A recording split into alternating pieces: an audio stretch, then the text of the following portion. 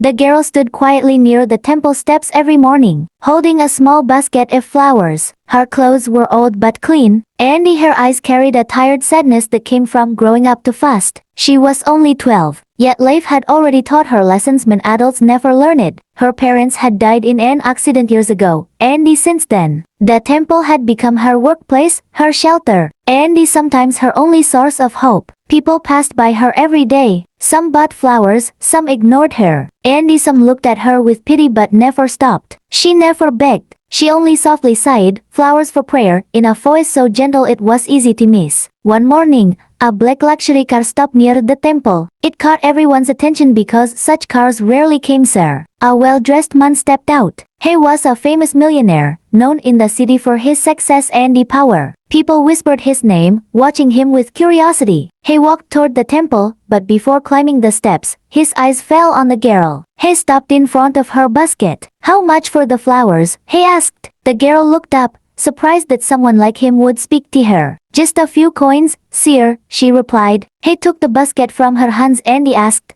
"How much for all of them?" She hesitated. "Sir, people will need them for prayers." "I'll buy them all," he sighed calmly. He placed a large amount of money in her hand, far more than the flowers were worth. The girl's hands trembled. Tears filled her eyes as she tried to return the extra money. But he gently closed her fingers. "Keep it," he sighed softly. People around them were already surprised. But what he did next shocked everyone even more. Instead of walking away, the millionaire sat down on the temple steps beside the girl. He asked her name, listened to her story, and for the first time in years, someone truly heard her. As she spoke about hunger, cold nights, and loneliness, his eyes grew heavy with emotion. He stood up and said something no one expected. "From today, this child will not sell flowers on the street." Gasps spread through the crowd. He took her hand and announced that he would take full responsibility for her education, food, and home. He said he had built many businesses, earned massive wealth, but had forgotten the true meaning of life until that moment. "I come to the temple to pray," he said, "but today, God stood in front of me holding flowers." The girl couldn't stop crying. Neither could many people watching. That day, the temple bells rang louder than usual, not because of prayer, but because kindness had finally spoken. Andy, the poor girl who once sold flowers near the temple, walked away with something far more precious than money, hope, dignity, and a future she never dreamed of.